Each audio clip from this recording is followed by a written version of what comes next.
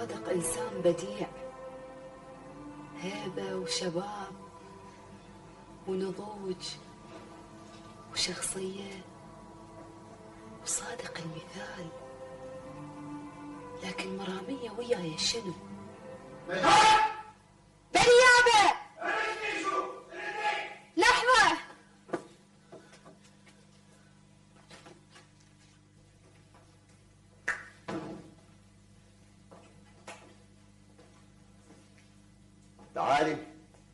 تعالي بابا يمي، تعالي نشوف شهر نفسنا. تعالي شكو يابا، فهميني قبل ما يعرفون اخوتك. شكو بينك وبين حامد بن الحاج حسين؟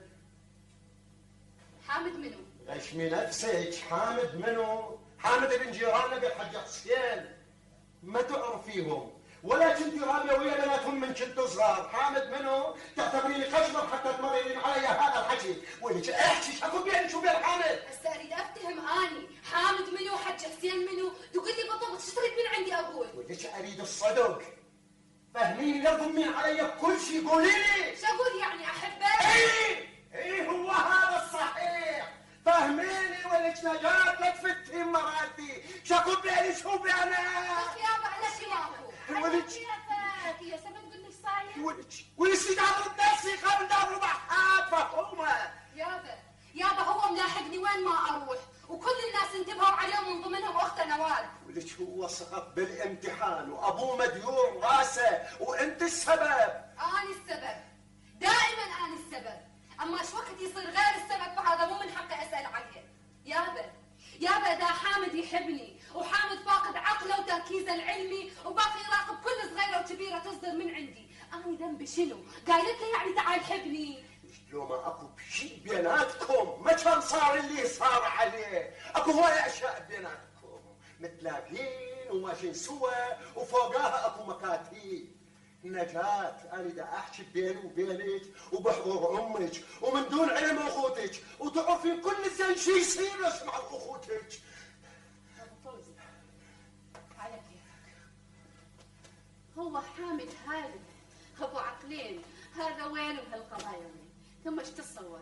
ايش تعتقد بنتنا هيجي هدف او تمشي على حل شعرها؟ لكن هم الظاهر بيت حج حسين ما لقولهم سبب يعلقون عليه سقوط ابنهم غير بنتنا وسمعتنا وشافونا حالة نصيص بس. على الاقل ما اجاهم الحياه، ما قالوا ذولا جيران هيك بكل صلاه فيجيك ويقول لك بنتك صارت السبب بسقوط ابنك. ما عر عليهم والله هذا هو حكي. وانت بعدين انت شلون تسمع منهم هالحكي هذا؟ مثلك واحد كان لازم يسويها ثخينه ويقعد وياه قاعده وحده ويطلب حشم. الجار اللي ما يحرص على حرمته وبيت جاره ما احرص عليه. واني هسه رايحه دا اروح اتفاهم وياهم بس عبالي فهيمة ما نريد نصير عليك بحلوق الناس. خلينا نعرف شكوش ماكو مو خف صاير مصاير وبعدين اصخام الوجه.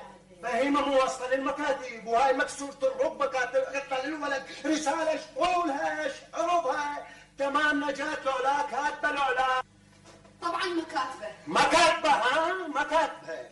لعب هذا شنو؟ حرس مال الخلفات. يا تعطيني مجال. يس لسانك شفولة ولك احكي لي شكو بينك وبينه. احكي لي قبل صحام الوجه، احكي لي حتى نعالج القضية هذه، هالمصيبة اللي حلت على راسك وهذا الخلفات. كافي هسه خلينا نفتهم. هذا شعبان صياحك هذا ما راح يخلينا نوصل الى نتيجة. تدري اسكت عاد.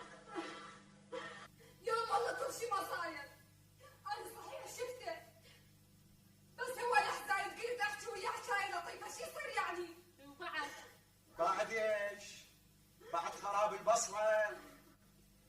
يا ابد انطيني مجال افهم. سكتي انت يا سبت واللي هي سوت ده تقول لك حكيت وياه حكايه لطيفه ما كفرت.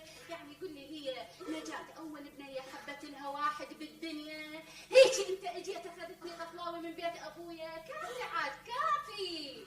اي نجاة وبعد يوم هو ظل يلاحقني ويتخطى ويعبر لي عن مشاعره. انا هم صبرت هوايه، قلبي راح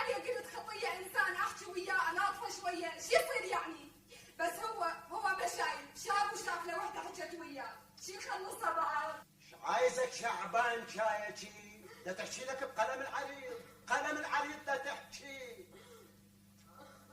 لازم جنابك متاثره بالتجارب العاطفيه مال هذول الشباب اللي تحكي عنهم الافلام والكتب اللي تقريها، واللي كان مجنونه هاي كلها خرافات، هاي كلها ضحك على عقولنا. ولك اذا ما اهلك كل هذه الكتب اللي تقريها انت فلا من ظهر ابويا.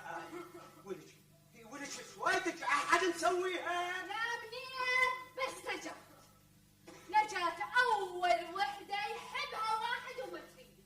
ليش أكو وحدة مثل نجاة تنحب ويفشل غرامها؟ مستحيل. بس نجاة وهالملايين من البشر اللي دا يتحركون على القاع هيك واحد يدنا من الله هيك كلهم بلا سبب ولا وعي ولا قلوب اللي تدق.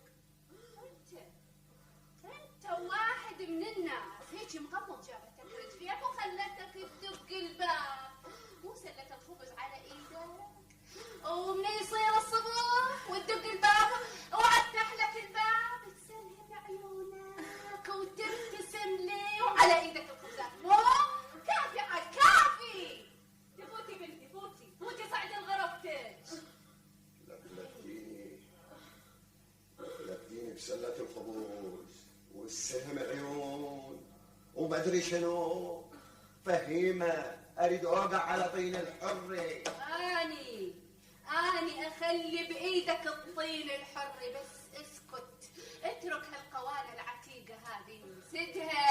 سدها هسه يجون الولد وانت تعرفهم من يجون بنص الليل وشاربين. تعرف شلون؟ ايه هو اكو عندك غير هالحكي؟ عيبي على ترباتي، عيبي فخومة، عيبي. ساعة السودة. روحي بنتي روحي سعد لغرفتك روحي.